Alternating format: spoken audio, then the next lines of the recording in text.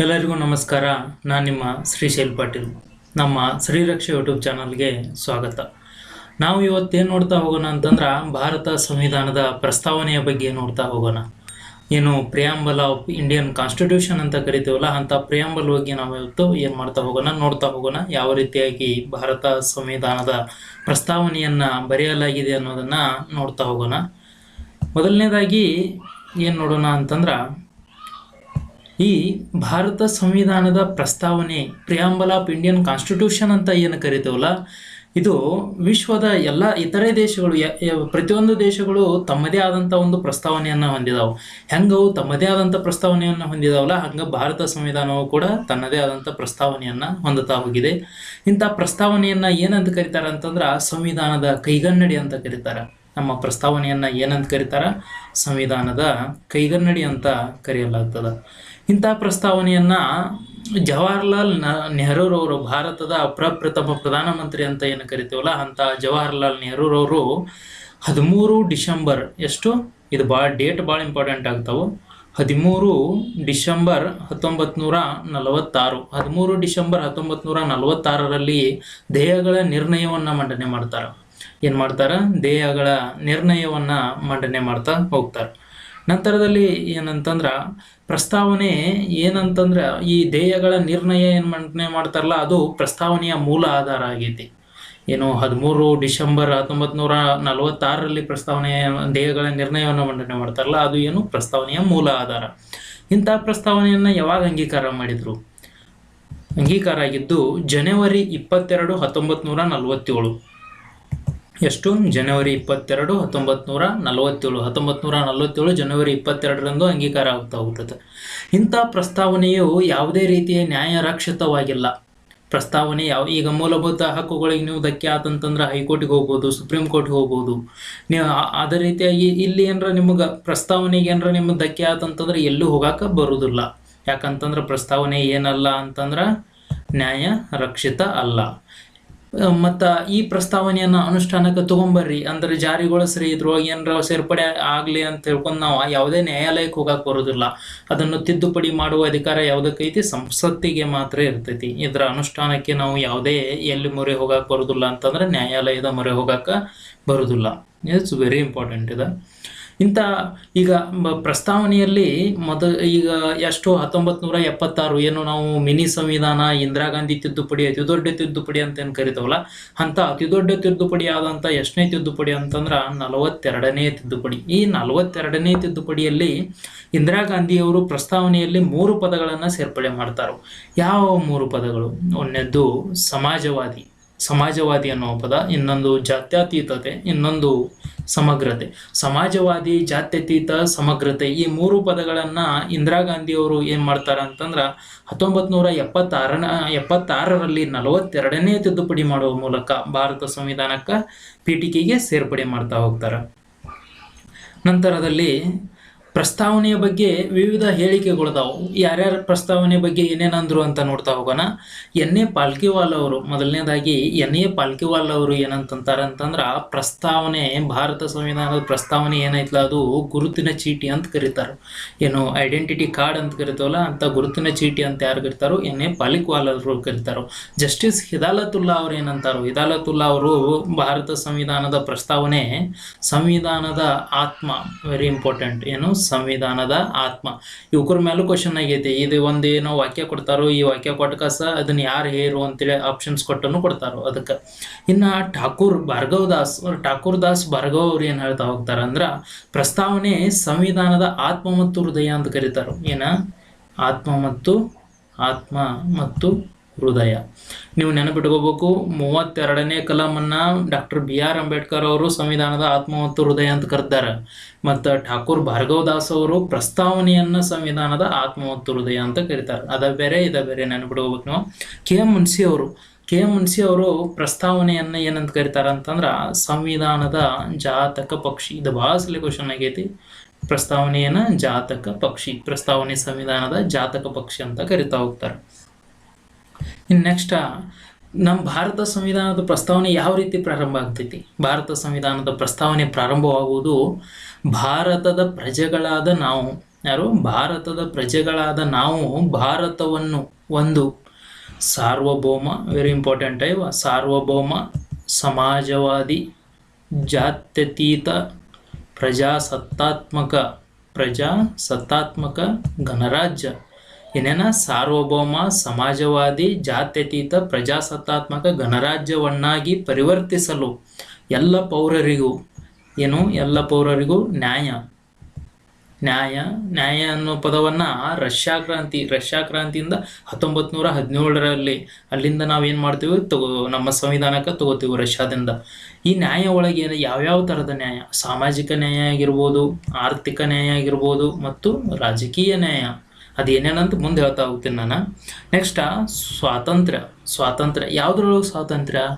ವಿಚಾರೊಳಗೆ ಸ್ವಾತಂತ್ರ್ಯ, ಅಭಿವ್ಯಕ್ತಿಯೊಳಗೆ ಸ್ವಾತಂತ್ರ್ಯ, ನಂಬಿಕೆಯೊಳಗೆ ಸ್ವಾತಂತ್ರ್ಯ, ಮತ್ತು ಆರಾಧನೆ. ಏನು ನಾವು ಯಾವುದೇ ಒಂದು ಧರ್ಮವನ್ನು, ಯಾವುದೇ ಒಂದು ದೇವರನ್ನು ಆರಾಧನೆ ಮಾಡ್ತೀವಲ್ಲ, ಅಂತ ಆರಾಧನೆ ಒಳಗೂ ನಮಗೇನ ಸ್ವಾತಂತ್ರ್ಯವನ್ನು ಕೊಟ್ಟಿದ್ದಾರು ಅಂತ ಎಲ್ಲಿ ಹೇಳ್ತಾ ಹೋಗ್ತೈತಿ ಅಂದ್ರೆ ಪ್ರಸ್ತಾವನೆಯಲ್ಲಿ ತಿಳಿಸ್ತಾ ಹೋಗ್ತೈತಿ. ಸಮಾನತೆ. ನೆಕ್ಸ್ಟ್ ಸಮಾನತೆ. ಏನು ಸಮಾನತೆ? ಸ್ಥಾನ ಮತ್ತು ಅವಕಾಶ ಸಮಾನತೆ. ಈಗ ಎಲ್ಲದರಲ್ಲಿ ಎತ್ತದ್ರೊಳಗೆ ಸಮಾನತೆ ಐತಿ, ಏನೇನೈತಿ ಅನ್ನೋದಲ್ಲಿ ಮುಂದೆ ಹೇಳ್ತಾ ಹೋಗ್ತೇನೆ ನಾನು. ಸಮಾನತೆ ಎತ್ತದ್ರೊಳಗೆ ಅಂತಂದ್ರೆ ಸ್ಥಾನಗಳಲ್ಲಿ ಸಮಾನತೆ ಮತ್ತು ನಮಗೆ ಅವಕಾಶಗಳಲ್ಲಿ ಸಮಾನತೆ. ಕೊನೆಯದಾಗಿ ಭಾತೃತ್ವ ಅಂತಂದ್ರೆ ಏನಂತಂದ್ರೆ ಸಹೋದರ ಸಹೋದರಿಯತ್ವ ಭಾವನೆ. ಭಾತೃತ್ವ, ಭಾರತೀಯರೆಲ್ಲ ನಾವೆಲ್ಲ ಅಣ್ಣ ತಂಗಿಯರು, ನಾವು ಒಂದೇ ತಾಯಿಯ ಮಕ್ಕಳು ಅನ್ನೋ ಥರ ಭಾವನೆ ಇರಲಿ ಅನ್ನೋದನ್ನ ಭಾತೃತ್ವ ವ್ಯಕ್ತಿ ಗೌರವ ಹಾಗೂ ರಾಷ್ಟ್ರೀಯ ಏಕತೆ ಮತ್ತು ಸಮಗ್ರತೆಯನ್ನು ರಕ್ಷಿಸಿ ಭಾತೃತ್ವ ಮನೋಭಾವವನ್ನು ಮೂಡಿಸಲು ಏನು ಮಾಡಲಾಗಿದೆ? ದೃಢ ಸಂಕಲ್ಪ ಮಾಡಿ ಯಾವಾಗ? ನಮ್ಮ ಸಂವಿಧಾನವನ್ನು ನವೆಂಬರ್ 26 ಸಂವಿಧಾನ ದಿನ. ನಾನು ನಿಮಗೆ ಮೊದಲೇ ಹೇಳಿದನು, ನವೆಂಬರ್ 26 ಸಂವಿಧಾನ ದಿನ. ನವೆಂಬರ್ 26 1949ರಂದು ಅಂಗೀಕರಿಸಿ ನಮಗೆ ನಾವೇ ಅರ್ಪಿಸಿಕೊಂಡಿದ್ದೇವೆ. ಯಾರಿಗೆ? ಇಂಥ ಭಾರತ ಸಂವಿಧಾನದಲ್ಲಿ ಯಾವ್ಯಾವ ಪದಗಳ ಈಗ ನೋಡ್ತಾ ಹೋದಲ್ಲ ಆ ಪದಗಳ ಬಗ್ಗೆ ನೋಡ್ತಾ ಹೋಗೋಣ. ಈಗೇನು ನಾವು ಸಂವಿಧಾನದಲ್ಲಿ ಪ್ರಮುಖವಾಗಿ ಒಂದು 10 ಪದಗಳನ್ನು ನೋಡಿದ್ವಿ. ಈಗ ನಾವು ಆ ಪದಗಳ ಬಗ್ಗೆ ಅರ್ಥವನ್ನು ನೋಡ್ತಾ ಹೋಗೋಣ. ಯಾಕೆ ಸಂವಿಧಾನಕ್ಕೆ ಸೇರಿಸಿರು? ಹಂಗೇನು ಸೇರ್ಸೋಕ್ಕಾಗಿರೋದಿಲ್ಲ, ಅದಕ್ಕೆ ಯಾಕೆ ಸೇರಿಸಿರು ಅಂತ ಈಗ ನೋಡ್ತಾ ಹೋಗೋಣ. ಮೊದಲನೇದು ಏನಂತಂದ್ರೆ ಸಾರ್ವಭೌಮ. ಯಾವುದು? ಮೊದಲನೇ ಪದ ಯಾವುದು? ಸಾರ್ವಭೌಮ. ಈ ಸಾರ್ವಭೌಮ ಅಂತಂದ್ರೆ ಏನು? ಭಾರತ ಸ್ವತಂತ್ರ ದೇಶ ಅಂದಂಗೆ. ಸಾರ್ವಭೌಮ ಅಂತಂದ್ರೆ ಇನ್ನೊಬ್ಬರಿಂದ ಆಳಿಸಲ್ಪಡುವುದಿಲ್ಲ. ಈಗ ಹಂಗೆ ಬ್ರಿಟಿಷರು ಆಳಿದ್ರು, ಫ್ರೆಂಚ್ ಆಳಿದ್ರು, ಡಚರು ಆಳಿದ್ರು, ಅವರೆಲ್ಲ ಆಳಿ ಹೋದ್ರು. ಆದರೆ ಈಗ ಯಾರು ಆಳತ್ತಿಲ್ಲ. ಈಗ ಭಾರತವನ್ನು ಭಾರತೀಯರೇ ಆಳತಾರು.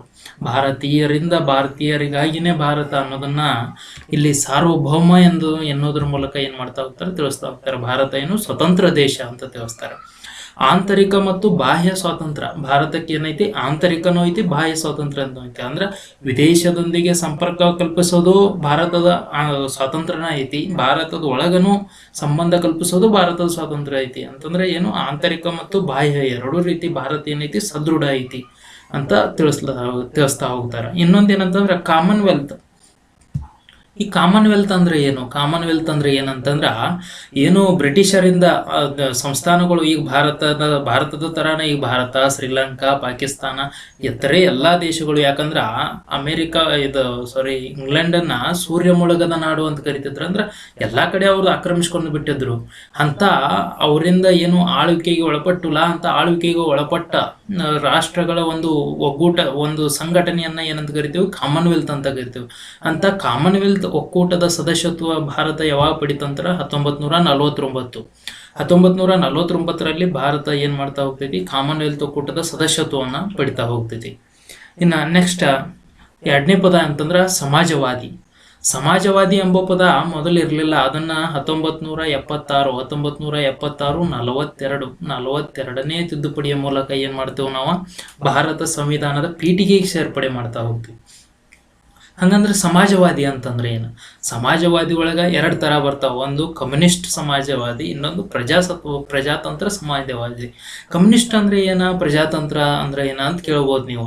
ಏನಂತಂದ್ರ ಕಮ್ಯುನಿಸ್ಟ್ ಒಳಗೆ ಏನಿರ್ತೈತಿ? ಉತ್ಪಾದನೆ, ವಿತರಣೆ, ಬೆಲೆ ನಿಗದಿ ಇದೆಲ್ಲ ಸರ್ಕಾರದ ಕೈಯಾಗಿರ್ತೈತಿ. ಈಗ ಯಾವುದೋ ಒಂದು ವಸ್ತುವನ್ನು ಉತ್ಪಾದನೆ ಮಾಡತ್ತಾರಂದ್ರೆ ಅದಕ್ಕೆ ಉತ್ಪಾದನೆ ಮಾಡಿ ಎಷ್ಟು ಮಾಡ್ಬೇಕಂತ ಸರ್ಕಾರ ಹೇಳ್ತೈತಿ, ಯಾವ ರೇಟಿಗೆ ಮಾರ್ಬೇಕಂತ ಸರ್ಕಾರ ಹೇಳ್ತೈತಿ, ಅದನ್ನು ಯಾವ ರೀತಿ ಸಾಗಾಣಿಕೆ ಮಾಡ್ಬೇಕಂತ ಹೇಳ್ತೈತಿ, ಎಲ್ಲವನ್ನು ಏನ ಸರ್ಕಾರದ ಕಡೆ ಇತ್ತಂತಂದ್ರೆ ಅದಕ್ಕೆ ಏನಂತ ಕರೀತಾರೆ, ಕಮ್ಯುನಿಸ್ಟ್ ಸಮಾಜವಾದಿ. ಏನು ಚೀನಾ ಆಗಿರ್ಬೋದು, ರಷ್ಯಾ ಆಗಿರ್ಬೋದು, ಉತ್ತರ ಕೊರಿಯಾ, ದಕ್ಷಿಣ ಕೊರಿಯಾ, ಇಂಥ ಪ್ರಮುಖ ದೇಶಗಳು ಏನದಾವಲ್ಲ ಇವೆಲ್ಲ ಕಮ್ಯುನಿಸ್ಟ್ ಸಮಾಜವಾದಿಗಳು ಬರ್ತಾವೆ. ಅಂತಂದ್ರೆ ಇಲ್ಲೇನು ಸರ್ಕಾರಿ ಸ್ವಾಮ್ಯತೆ ಅಂತಂದಂಗ. ಇನ್ನು ಪ್ರಜಾತಂತ್ರ ಸಮಾಜವಾದಿ ಅಂತಂದ್ರೆ ಏನು, ಪ್ರಜಾತಂತ್ರ ಅಂತಂದ್ರೆ ಖಾಸಗಿ ಮತ್ತು ಸರ್ಕಾರ ಇವೆರಡರ ಕೈಯಾಗೂ ಇರಬೇಕು. ಈಗ ಏನು ಬಂಡವಾಳಶಾಹಿ ಸಮಾಜವಾದಿ ಮಿಶ್ರ ಅರ್ಥವ್ಯವಸ್ಥೆ ಅಂತಂತಾರಲ್ಲ, ಆ ರೀತಿ ಇದು ಮಿಶ್ರ ಅರ್ಥವ್ಯವಸ್ಥೆ. ಈಗ ಭಾರತ ಏಕೈಕ ಮಿಶ್ರ ಅರ್ಥವ್ಯವಸ್ಥೆ ಅಂತಂದ್ರೆ ಭಾರತ. ಅದಕ್ಕೆ ಏನಂತ ಇಲ್ಲಿ ಖಾಸಗಿ ಮತ್ತು ಸರ್ಕಾರಿ ಎರಡೂ ರಂಗದವರು ಏನ್ ಮಾಡ್ತಾರ, ಇಲ್ಲಿ ಹಸ್ತಕ್ಷೇಪವನ್ನ ಮಾಡ್ತಾ ಹೋಗ್ತಾರ. ಆ ರೀತಿ ಸಮಾಜವಾದಿ ನಮ್ದು ಎಂಥ ಸಮಾಜವಾದಿ ಅಂತಂದ್ರೆ ಇಲ್ಲಿ ಪ್ರಜಾತಂತ್ರ ಸಮಾಜವಾದಿ ಅಂದ್ರೆ ಪ್ರಜೆಗಳಿಂದಲೇ ಆಳ್ವಿಕೆಗೆ ಪಡ್ತೈತಿ ಅನ್ನೋದನ್ನ ಇಲ್ಲಿ ಪ್ರಸ್ತಾವನೆಯಲ್ಲಿ ಸೇರ್ಪಡೆ ಮಾಡ್ತಾ ಹೋಗ್ತಾರ. ಜಾತ್ಯತೀತ, ಮೂರನೇದು ಯಾವುದು, ಜಾತ್ಯತೀತ. ಇದು ಕೂಡ ಇರಲಿಲ್ಲ ಮೂಲ ಸಂವಿಧಾನದಲ್ಲಿ. 1976 42ನೇ ತಿದ್ದುಪಡಿಯ ಮೂಲಕ ಏನ್ ಮಾಡ್ತಾರೋ ಇದನ್ನು ಸಂವಿಧಾನದ ಪ್ರಸ್ತಾವನೆಗೆ ಸೇರ್ಪಡೆ ಮಾಡ್ತಾ ಹೋಗ್ತಾರೆ. ಏನ್ ಜಾತ್ಯತೀತತೆ ಅಂತಂದ್ರ, ಜಾತ್ಯತೀತ ಅಂತಂದ್ರ ಭಾರತ ದೇಶ ನೋಡ್ರಿ, ನೀವು ಯಾವುದೋ ಒಂದು ಧರ್ಮವನ್ನು ತನ್ನ ರಾಷ್ಟ್ರೀಯ ಧರ್ಮ ಅಂತ ಘೋಷಣೆ ಮಾಡಿಲ್ಲ. ಆ ರೀತಿ ಸರ್ವಧರ್ಮ ಸಮನ್ವಯ, ಎಲ್ಲರೂ ಒಂದೇ, ಎಲ್ಲಾ ಧರ್ಮಗಳು ಒಂದೇ ಅಂತ ಹೇಳೋದನ್ನ ಏನಂತಂದ್ರ ಜಾತ್ಯತೀತ. ಇಲ್ಲಿ ಯಾವುದೋ ಒಂದು ಧರ್ಮ ಮೇಲಲ್ಲ, ಯಾವ ಧರ್ಮ ಕೀಳಲ್ಲ ಅನ್ನೋದನ್ನ ಏನ್ ಹೇಳ್ತಾ ಹೋಗ್ತಾರ. ಇಲ್ಲಿ ಯಾವುದೇ ರೀತಿಯ ರಾಷ್ಟ್ರೀಯ ಧರ್ಮ ಇಲ್ಲ. ಹೆಂಗ ಇಲ್ಲ ಅಂತ ಹೆಂಗ್ ನಾವು ಗೊತ್ತಾಕೈತಿ ಅಂತ ಇಲ್ಲಿ ನೋಡ್ತಾ ಹೋಗ್ರಿ. ಕಲಂ 25 ಇವು ರಾಜ್ಯ ನಿರ್ದೇಶಕ ತತ್ವ ಒಳಗೆ ಬರ್ತಾವು. ಇವು ಮೂಲಭೂತ ಹಕ್ಕುಗಳಲ್ಲಿ ಬರ್ತಾವು. ಏನಂತಂದ್ರ 25ನೇ ಕಲಮು ಏನ್ ಹೇಳ್ತೈತಿ, ಮುಕ್ತವಾಗಿ ಧರ್ಮವನ್ನ ಸ್ವೀಕಾರ ಮಾಡುವ ಸ್ವಾತಂತ್ರ್ಯ. ನೀವು ಯಾವುದೋ ಒಂದು ಧರ್ಮವನ್ನ ಮುಕ್ತವಾಗಿ ಸ್ವೀಕಾರ ಮಾಡ್ಬೋದು ಅಂತ 25ನೇ ಕಲಂ ಹೇಳ್ತಾ ಹೋಗ್ತೈತಿ. 26ನೇ ಕಲಂ ಏನ್ ಹೇಳ್ತೈತಿ ಅಂದ್ರ ಧಾರ್ಮಿಕ ಸಂಘ ಸಂಸ್ಥೆಗಳನ್ನ, ಧಾರ್ಮಿಕ ಕಾರ್ಯಕ್ಕಾಗಿಯೇ ಸಂಘ ಸಂಸ್ಥೆಗಳನ್ನ ಸ್ಥಾಪನೆ ಮಾಡುವಂತ ಸ್ವಾತಂತ್ರ್ಯವನ್ನ 26ನೇ ಕಲಂ ನೀಡ್ತಾ ಹೋಗ್ತೈತಿ. 27ನೇ ಕಲಂ ಏನ್ ಹೇಳ್ತೈತಿ ಅಂದ್ರ ನೀವು ಯಾವುದೋ ಒಂದು ಧರ್ಮ ತೋರಿ ಆ ಧರ್ಮಕ್ಕೆ ನೀವು ದಾನ ದತ್ತಿಗಳನ್ನ ನೀಡಬಹುದು. ಅದು ನೀವು ನೀಡೋದು ಬಿಡೋದು ನಿಮಗ್ ಬಿಟ್ಟಿದ್ದು, ಅದಕ್ಕೆ ಯಾವುದೇ ರೀತಿಯ ರೆಸ್ಟ್ರಿಕ್ಷನ್ಸ್ ಇಲ್ಲ ಅಂತ ಏನ್ ಹೇಳ್ತೈತಿ 27ನೇ ಕಲಂ ಹೇಳ್ತಾ ಹೋಗ್ತೈತಿ. 28ನೇ ಕಲಂ ಏನ್ ಹೇಳ್ತೈತೆ ಅಂದ್ರ ಶಾಲೆಗಳಲ್ಲಿ ಧರ್ಮ ಬೋಧನೆ, ಎಲ್ಲಾ ಶಾಲೆಗಳಲ್ಲಿ ಅಲ್ಲ, ಒಂದೊಂದು ಧಾರ್ಮಿಕ ಶಾಲೆಗಳಿರ್ತಾವೆ. ಈಗ ಮದರಸ ಅಂತ ಇರ್ತೈತಲ್ಲ, ಅಂತ ಧಾರ್ಮಿಕ ಶಾಲೆಗಳಲ್ಲಿ ಮಾತ್ರ ಅಲ್ಲಿ ಧರ್ಮದ ಬೋಧನೆಯನ್ನ ಮಾಡ್ಬೋದು ಅನ್ನೋದನ್ನ 28ನೇ ಕಲಂ ಹೇಳ್ತಾ ಹೋಗ್ತೈತಿ. ನಾಲ್ಕನೇದೇನು ಅಂತಂದ್ರ ಪ್ರಜಾತಂತ್ರ ಆಗಳೇನ ನಿಮ್ಮನ್ನ ಪ್ರಜಾತಂತ್ರ ಸಮಾಜವಾದಿ ಒಳಗ ಪ್ರಜಾತಂತ್ರ ಅಂತಂದ್ರೆ ಪ್ರಜೆಗಳೇ ಪ್ರಮುಖರು, ಇಲ್ಲಿ ಪ್ರಜೆಗಳೇ ದೇವರು ಅಂತಂದಂಗ. ಈಗ ಭಾರತ ಪ್ರಜಾತಂತ್ರ ಗಣರಾಜ್ಯ ನಮ್ಮದು. ಪ್ರಜೆಗಳಿಂದ ನೇಮಕ ಆಗ್ತಾರೋ, ಪ್ರಜೆಗಳಿಗಾಗಿ ಆಗ್ತಾರೋ. ಅಬ್ರಹಾಂ ಲಿಂಕನ್ ಏನ್ ಹೇಳ್ತಾರೋ, ಪ್ರಜೆಗಳಿಗಾಗಿ ಪ್ರಜೆಗಳಿಗೋಸ್ಕರ ಇರುವ ಸರ್ಕಾರ ಅಂತ ಹೇಳ್ತಾರಲ್ಲ, ಅದೇ ರೀತಿಯಾಗಿ ಪ್ರಜಾತಂತ್ರ ಅಂದ್ರೇನು, ಪ್ರಜೆಗಳು ಪ್ರಮುಖರು ಅಂತ ಹೇಳ್ತಾ ಹೋಗ್ತೈತಿ. ನೆಕ್ಸ್ಟ್ 5ನೇದೇನಂತಂದ್ರ ಗಣರಾಜ್ಯ, ವೆರಿ ಇಂಪಾರ್ಟೆಂಟ್. ಗಣರಾಜ್ಯ ಅಂತಂದ್ರ ರಾಷ್ಟ್ರದ ಮುಖ್ಯಸ್ಥರನ್ನ, ಅಂತಂದ್ರೆ ಈಗ ಭಾರತದ ರಾಷ್ಟ್ರ ಮುಖ್ಯಸ್ಥರು ಯಾರು, ರಾಷ್ಟ್ರಪತಿ ಅಂತ ಮುಖ್ಯಸ್ಥರನ್ನ ಪ್ರತ್ಯಕ್ಷ ಅಥವಾ ಪ್ರತ್ಯಕ್ಷ ಆಗಿರ್ಬೋದು ಅಥವಾ ಪರೋಕ್ಷ ಆಗಿರ್ಬೋದು, ಚುನಾವಣೆಯ ಮೂಲಕ ಏನ್ ಮಾಡೋದು, ಆಯ್ಕೆ ಮಾಡೋದ್ರ ಬಗ್ಗೆ ತಿಳಿಸ್ತಾ ಹೋಗ್ತೈತಿ. ಈಗ ರಾಷ್ಟ್ರಪತಿ ಚುನಾವಣೆಯಲ್ಲಿ ಹೆಂಗ್ ನಡೀತಾ, ರಾಷ್ಟ್ರಪತಿ ಚುನಾವಣೆ ಅಂತಂದ್ರೆ ಎಲೆಕ್ಟ್ರೋ ಕಾಲೇಜ್ ಅನ್ನೋದ್ರ ಮೂಲಕ ನಡೀತಾ ಹೋಗ್ತೈತಿ. ಇದೊಂದು ಪರೋಕ್ಷ ಚುನಾವಣೆ. ಅದು ಯಾವ ರೀತಿ ನಡೀತೈತಿ ಅಂತ ನೋಡ್ತಾ ಹೋಗ್ರಿ. ರಾಷ್ಟ್ರಪತಿ ಚುನಾವಣೆಯಲ್ಲಿ ಲೋಕಸಭೆಯ ಚುನಾಯಿತ ಸದಸ್ಯರು ಮತದಾನ ಮಾಡ್ತಾರೋ, ರಾಜ್ಯಸಭೆಯ ಚುನಾಯಿತ ಸದಸ್ಯರು ಮತದಾನ ಮಾಡ್ತಾರೋ, ವಿಧಾನಸಭೆಯ ಚುನಾಯಿತ ಸದಸ್ಯರು ಮತದಾನ ಮಾಡ್ತಾರೋ, ಕೇಂದ್ರಾಡಳಿತ ಪ್ರದೇಶಗಳಾದ ದೆಹಲಿ, ಪಾಂಡಿಚೇರಿ, ಜಮ್ಮು ಕಾಶ್ಮೀರ, 8 ಕೇಂದ್ರಾಡಳಿತ ಪ್ರದೇಶಗಳಿದ್ರು. ಅದರಲ್ಲಿ ಬರೀ 3 ಕೇಂದ್ರಾಡಳಿತ ಪ್ರದೇಶಗಳಿಗೆ ಮಾತ್ರ ಅವಕಾಶ ಕೊಟ್ಟಿದ್ದಾರೆ. ಯಾವ್ಯಾವು, ದೆಹಲಿ, ಪಾಂಡಿಚೇರಿ, ಜಮ್ಮು ಕಾಶ್ಮೀರ. ಇವರೆಲ್ಲರುಗಳಿಂದ ಆಯ್ಕೆ ಆಗೋರು ಯಾರು ಅಂತಂದ್ರೆ ರಾಷ್ಟ್ರಪತಿಗಳು. ಈ ರೀತಿಯಾಗಿ ಗಣರಾಜ್ಯ ಅಂತಂದ್ರೆ ಏನು, ಇಲ್ಲಿ ವಂಶ ಪಾರಂಪರ್ಯದ ಆಡಳಿತ ಇರೋದಿಲ್ಲ. ಯಾವುದೇ ರೀತಿ ರಾಜನ ಮಗ ಅವನ ಮಗ ಆ ರೀತಿ ಇರೋದಿಲ್ಲ. ಇಲ್ಲಿ ಪ್ರಜೆಗಳಿಂದ ಆಯ್ಕೆ ಆದವರು ಅವ್ರು ಮತ್ತೊಬ್ಬರನ್ನ ಆಯ್ಕೆ ಮಾಡ್ತಾರೆ. ಈಗ ನಾವು MP MLAಗಳನ್ನ ಆಯ್ಕೆ ಮಾಡ್ತೇವೆ. ಇಲ್ಲಿ ಬಂದ್ರಲ್ಲ MP ಅಂತಂದ್ರೆ ಇಲ್ಲಿ ಲೋಕಸಭೆ ಬಂದ್ರು. ಆಮ್ಯಾಗ ವಿಧಾನಸಭೆ MLA ಬಂತು, MLCಗಳು ಬಂದರು. ಈ ರೀತಿಯಾಗಿ MP MLAಗಳು ನಾವು ಆಯ್ಕೆ ಮಾಡ್ತೇವೆ. ಇವರೇನು ಪ್ರತ್ಯಕ್ಷ ಚುನಾವಣೆ ಮೂಲಕ, ಅವರು ರಾಷ್ಟ್ರಪತಿ ಆಯ್ಕೆ ಮಾಡ್ತಾರೆ ಪರೋಕ್ಷ ಚುನಾವಣೆ ಮೂಲಕ. ಇದು ಅವರು ಏನಿರ್ತಾರೋ ರಾಷ್ಟ್ರದ ಮುಖ್ಯಸ್ಥರಾಗಿರ್ತಾರೋ ಅವರನ್ನು ಆಯ್ಕೆ ಮಾಡುವ ವಿಧಾನದ ಬಗ್ಗೆ ಏನು ಗಣರಾಜ್ಯ ಅಂತಂದ್ರೆ ಈ ರೀತಿಯಾಗಿ ಆಯ್ಕೆ ಆಗೋದ್ರ ಬಗ್ಗೆ ತಿಳಿಸ್ತಾ ಹೋಗ್ತೈತಿ. ನ್ಯಾಯ ಅನ್ನೋದನ್ನ ಈಗಾಗಲೇ ನಿಮ್ಗೆ ಹೇಳಿ ನಾನು ರಷ್ಯಾ ಕ್ರಾಂತಿ ಮೂಲಕ ಯಾವಾಗ ಪಡೆದು ಅದನ್ನು 1917ರಲ್ಲಿ ಪಡಿತಾ ಹೋಗ್ತೀವಿ. ಯಾವ ನ್ಯಾಯ ಅಂತಂದ್ರೆ ಸಾಮಾಜಿಕ, ಆರ್ಥಿಕ, ರಾಜಕೀಯ ನ್ಯಾಯ. ಏನು ಸಾಮಾಜಿಕ, ಆರ್ಥಿಕ, ರಾಜಕೀಯ? ಈಗ ನೋಡಿ, ಸಾಮಾಜಿಕ ನ್ಯಾಯ ಒಳಗೆ ಏನಂತೈತಿ? ಉದ್ಯೋಗದಲ್ಲಿ ಸಮಾನತೆ ಐತಿ, ಕನಿಷ್ಠ ಕೂಲಿಯಲ್ಲಿ ಮೀಸಲಾತಿ ಐತಿ, ಲಿಂಗ, ಜಾತಿ, ಜನಾಂಗ, ಧರ್ಮ ಆಧಾರ ಮೇಲೆ ತಾರತಮ್ಯ ಮಾಡಬಾರ್ದಂತೈತಿ. ಇಂಥ ಸಾಮಾಜಿಕವಾಗಿ ಎಲ್ಲರಿಗೂ ನ್ಯಾಯವನ್ನು ಒದಗಿಸಬೇಕು ಅಂತ ಸಂವಿಧಾನದ ಪೀಠಿಕೆ ಹೇಳ್ತಾ ಹೋಗ್ತೈತಿ. ಆರ್ಥಿಕ ನ್ಯಾಯ ಏನಂತಂದ್ರೆ, ಈಗ ಒಬ್ಬರು ದುರ್ಬಲ ಇರ್ತಾರೋ ಅವ್ರಿಗೇನಾಗಿರ್ತೈತಿ, ಅವ್ರಿಗೆ ಒಂದು ಕೋರ್ಟ್ನಾಗ ಕೇಸ್ ಹಾಕಿರ್ತಾರೋ, ಅದಕ್ಕೆ ವಾದ ಮಾಡಾಕ ಅವ್ರಿಗೆ ರೊಕ್ಕ ಕೊಡುವಷ್ಟು ಇರೋದಿಲ್ಲ. ಅವಾಗ ಸರ್ಕಾರವೇ ಒಬ್ಬ ವಕೀಲರನ್ನ ನೇಮಕ ಮಾಡ್ತೈತಿ, ಮಾಡಿಕಾಸ ಅವರ ಪರ ವಕಾಲತ್ತು ಮಾಡಕ್ಕೆ ಹೇಳ್ತೈತಿ. ಅದು ಅವರಿಗೆ ಆರ್ಥಿಕವಾಗಿಯೂ ಪುನಶ್ಚೇತನ ಕೊಡುವಂಥ ಕೆಲಸ ಮಾಡ್ತೈತಿ. ಕನಿಷ್ಠ ಕೂಲಿ ಕಾಲ ಯೋಜನೆಯನ್ನು ಜಾರಿಗೆ ತರ್ತಾರೋ, ಆರ್ಥಿಕವಾಗಿ ಸದೃಢ ಆಗಬೇಕು, ಅವ್ರಿಗೂ ನ್ಯಾಯ ಸಿಗಬೇಕು ಅನ್ನೋದು. ರಾಜಕೀಯ ನ್ಯಾಯ ಅಂತಂದ್ರೆ ಏನು? ಈಗ ಮೀಸಲಾತಿ ಕೊಡ್ತಾ ಹೋಗ್ತಾರೆ. ಈಗ ಚುನಾವಣೆಯಲ್ಲಿ ಮೀಸಲಾತಿ ಕೊಡ್ತಾರೋ, SC ST ದವರಿಗೆ ಮೀಸಲಾತಿ, ಮಹಿಳೆಯರಿಗೆ ಮೀಸಲಾತಿ, ಈ ರೀತಿಯಾಗಿ ಒಂದೊಂದು ವರ್ಗದಗಳಿಗೆ ಮೀಸಲಾತಿ ಕೊಡ್ತಾ ಹೋಗ್ತಾರಲ್ಲ, ಅದೇ ಸಾಮಾಜಿಕ, ಆರ್ಥಿಕ ಮತ್ತು ರಾಜಕೀಯದಲ್ಲಿ ನ್ಯಾಯ ಕೊಡಿಸೋದನ್ನ ಇಲ್ಲಿ ಭಾರತದ ಸಂವಿಧಾನದ ಪೀಠಿಕೆ ಹೇಳ್ತಾ ಹೋಗ್ತೈತಿ. ಇನ್ನು 7ನೇದು ಏನಂತಂದ್ರೆ ಸ್ವಾತಂತ್ರ್ಯ. ಯಾವುದರಲ್ಲಿ ಸ್ವಾತಂತ್ರ್ಯ? ವಿಚಾರ ಸ್ವಾತಂತ್ರ್ಯ. ಇನ್ನು ಭಾರತ ಸಂವಿಧಾನದ 19 ಕಲಂ ಏನೈತಲ್ಲ, ಅದರಲ್ಲಿ ಎಲ್ಲವನ್ನು ಹೇಳ್ತಾ ಹೋಗ್ತೈತಿ. ವಿಚಾರ ಸ್ವಾತಂತ್ರ್ಯ, ನೀವು ವಿಚಾರ ಸ್ವಾತಂತ್ರ್ಯ, ಮಾತನಾಡುವ ಸ್ವಾತಂತ್ರ್ಯ, ಸಭೆ ಸೇರುವ ಸ್ವಾತಂತ್ರ್ಯ, ಸಂಘ ಕಟ್ಟುವ ಸ್ವಾತಂತ್ರ್ಯ, ಸಂಚಾರ ಮಾಡುವ ಸ್ವಾತಂತ್ರ್ಯ, ವಾಸ ಮಾಡುವ ಸ್ವಾತಂತ್ರ್ಯ, ವ್ಯಾಪಾರ ಮಾಡುವ ಸ್ವಾತಂತ್ರ್ಯ, ಈ ರೀತಿಯಾಗಿ ಪ್ರಮುಖ ಸ್ವಾತಂತ್ರ್ಯಗಳನ್ನು ಕೊಡ್ತಾ ಹೋಗ್ತಾರೆ. ಅಭಿವ್ಯಕ್ತಿ ಅಂದರೆ ನೀವು ತಿಳಿಸೋದು, ಇದು 19A ವಿಧಿ. ಅಭಿವ್ಯಕ್ತಿ ಸ್ವಾತಂತ್ರ್ಯ. ನಂಬಿಕೆ, ಧರ್ಮ ಮತ್ತು ಆರಾಧನೆ, ಎಲ್ಲ ಯಾವುದೇ ರೀತಿಯಾದಂಥ ಧರ್ಮ ಅದನ್ನು ಆರಾಧನೆ ಮಾಡಬಹುದು. ಆ ರೀತಿ ಸ್ವಾತಂತ್ರ್ಯವನ್ನು ಭಾರತ ಸಂವಿಧಾನದ ಪ್ರಜೆಗಳಿಗೆ ಸಂವಿಧಾನ ನೀಡಿದೆ ಅನ್ನೋದನ್ನು ಪೀಠಿಕೆಯಲ್ಲಿ ತಿಳಿಸ್ತಾ ಹೋಗ್ತಾರೆ. ಇನ್ನೊಂದು ಸಮಾನತೆ, ವೆರಿ ಇಂಪಾರ್ಟೆಂಟ್. ಈ ಸಮಾನತೆ ಎದರಲ್ಲಿ ಸಮಾನತೆ? ಸ್ಥಾನಮಾನ ಮತ್ತು ಅವಕಾಶಗಳಲ್ಲಿ ಎಲ್ಲರಿಗೂ ಸಮಾನತೆ. ಸ್ಥಾನಮಾನ ಮತ್ತು ಅವಕಾಶಗಳಲ್ಲಿ ಎಲ್ಲರಿಗೂ ಸಮಾನತೆ. ಯಾವ ರೀತಿ ಸಮಾನತೆ? ನೋಡಿ, ಕಲಂ 14 ಹೇಳ್ತೈತಿ, ಕಾನೂನಿನ ಮುಂದೆ ಎಲ್ಲರೂ ಸಮಾನರು ಅಂತ ಹೇಳ್ತೈತಿ. ಭಾರತದ ಸಂವಿಧಾನದ ಕಾನೂನಿನ ಮುಂದೆ ಎಲ್ಲರೂ ಸಮಾನರು. 15ನೇ ಕಲಂ ಹೇಳ್ತೈತಿ, ಲಿಂಗ, ಜಾತಿ, ಜನಾಂಗ, ಧರ್ಮ ಆಧಾರದ ಮೇಲೆ ಯಾರಿಗೂ ತಾರತಮ್ಯ ಮಾಡಬಾರದು. ಇಲ್ಲಿ ಯಾರಿಗೂ ಯಾವುದೇ ರೀತಿಯ ತಾರತಮ್ಯ ಮಾಡುವಂತಿಲ್ಲ ಅಂತ ಹೇಳ್ತೈತಿ. 16ನೇ ಕಲಂ ಹೇಳ್ತೈತಿ, ಉದ್ಯೋಗದಲ್ಲಿ ಸಮಾನತೆ. ಉದ್ಯೋಗದಲ್ಲಿ ಸಮಾನತೆ, ಎಲ್ಲರಿಗೂ ಆಯಾ ಕ್ಯಾಟಗರಿ ಅನ್ವಯ ಮೀಸಲಾತಿ ಕೊಡ್ತಾ ಹೋಗ್ತಾರೆ, ಆದರೆ ಎಲ್ಲರಿಗೂ ಸಮಾನತೆಯನ್ನು ತಿಳಿಸ್ತಾ ಹೋಗ್ತೈತಿ. 17, ಇದು ಅತಿ ಇಂಪಾರ್ಟೆಂಟ್, ಭಾಳ ಸಲ ಕ್ವಶನ್ ಆಗಿದ್ದು, ಕ್ವಶನ್ ಹಾಕೊಂತಾನೆ ಇರೋದೇನಂತಂದ್ರೆ 17ನೇ ಕಲಂ ಎದ್ರ ಬಗ್ಗೆ ಹೇಳ್ತೈತೆ ಅಂತ, ಇದು ಭಾಳ ಸಲ ಕ್ವಶನ್ ಆಗೈತಿ. ಅಸ್ಪೃಶ್ಯತೆ ನಿರ್ಮೂಲನೆ, ವೆರಿ ಇಂಪಾರ್ಟೆಂಟ್. ಅಸ್ಪೃಶ್ಯತೆ ನಿರ್ಮೂಲನೆ ಬಗ್ಗೆ ತಿಳಿಸ್ತಾ ಹೋಗ್ತೈತಿ. ಇದರಲ್ಲೂ ಸಮಾನತೆ ಕೊಡ್ತಾ ಹೋಗ್ತಾರೆ. 18ನೇ ಕಲಂ ಬಿರುದು ಬಾವಳಿಗರ ರದ್ದತಿ. ಈಗೇನು ಹಿಂದೆ ರಾಜಗಳಿದ್ರು, ರಾಜ, ಮಹಾರಾಜ, ರಾಜಾತಿರಾಜ ಅಂತ ಕರಿತಿರಲ್ಲ, ಅಂತ ಬಿರುದು ಬಾವಳಿಗಳನ್ನ ರದ್ದತಿ ಬಗ್ಗೆ ತಿಳಿಸ್ತೈತಿ. ಆದ್ರೆ ಮಿಲಿಟರಿ ಮತ್ತು ಇನ್ನು ವಿದ್ಯಾಭ್ಯಾಸದ್ದು ಇರ್ತಾವಲ್ಲ, ಆ ಪದವಿಗಳನ್ನ ಹೊರತುಪಡಿಸಿ ಉಳಿದೆಲ್ಲ ಪದವಿಗಳನ್ನ ರದ್ದು ಮಾಡಲಾಗ್ತೈತಿ. ಈಗ ಮಿಲಿಟರಿಯಲ್ಲಿ ಇರ್ತೈತಿ, ಆಮ್ಯಾಗ ಇಲ್ಲೇ ಈಗ PhD ಇರ್ತೈತಿ, ಡಾಕ್ಟರ್ ಇರ್ತೈತಿ. ಅವರು ಒಂದೊಂದು ವಿದ್ಯಾಭ್ಯಾಸ, ಶೈಕ್ಷಣಿಕ ಮತ್ತು ಮಿಲಿಟರಿ ಬಿರುದುಗಳನ್ನ ಹೊರತುಪಡಿಸಿ ಅಂತ ಹೇಳ್ತಾ ಹೋಗ್ತಾರೆ. ಇನ್ನ ಸಮಗ್ರತೆ, ಇದು ಸಮಗ್ರತೆ ಅನ್ನೋ ಪದನು ಮೊದಲು ಭಾರತ ಸಂವಿಧಾನದಲ್ಲಿ ಇತ್ತೇನು? ಇರಲಿಲ್ಲ. 1976 42ನೇ ತಿದ್ದುಪಡಿಯ ಮೂಲಕ ಏನು ಮಾಡ್ತಾ ಹೋಗ್ತಾರೆ, ಭಾರತ ಸಂವಿಧಾನಕ್ಕೆ ಅದನ್ನು ಸೇರ್ಪಡೆ ಮಾಡ್ತಾ, ಪೀಠಿಕೆಗೆ ಸೇರ್ಪಡೆ ಮಾಡ್ತಾ ಹೋಗ್ತಾರೆ. ಸಮಗ್ರತೆ, ಎದರಲ್ಲಿ ಸಮಗ್ರತೆ? ಜಾತಿ, ಲಿಂಗ, ಧರ್ಮ ಮೀರಿ ನಾವೆಲ್ಲರೂ ಭಾರತೀಯರು ಅನ್ನುವಂಥ ಸಮಗ್ರತೆಯನ್ನು ತಿಳಿಸ್ತಾ ಹೋಗ್ತಾರೆ. ಇಲ್ಲಿ ನಾವೆಲ್ಲರೂ ಭಾರತೀಯರು ಅನ್ನೋದನ್ನು.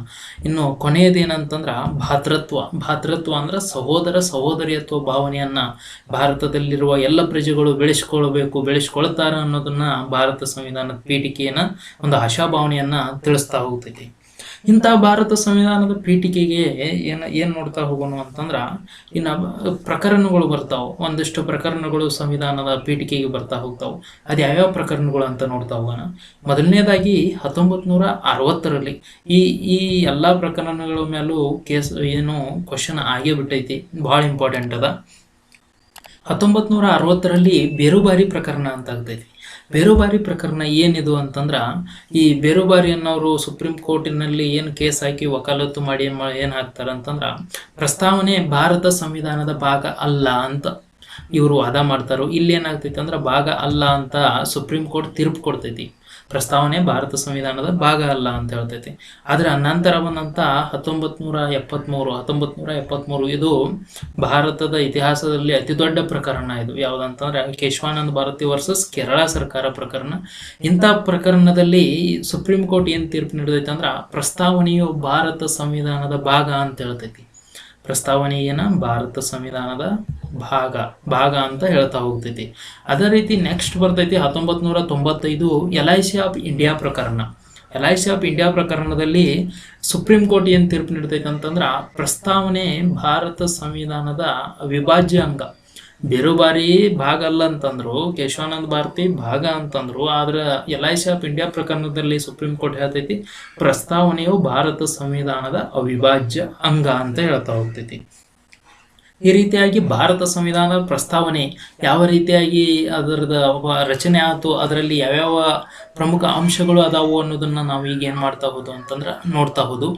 ಇನ್ನು ಮುಂದಿನ ತರಗತಿಯಲ್ಲಿ ಏನು ನೋಡ್ತಾ ಹೋಗೋಣ ಅಂದ್ರೆ ಪೌರತ್ವದ ಬಗ್ಗೆ ನೋಡ್ತಾ ಹೋಗೋಣ. ಎಲ್ಲರಿಗೂ ನಮಸ್ಕಾರ.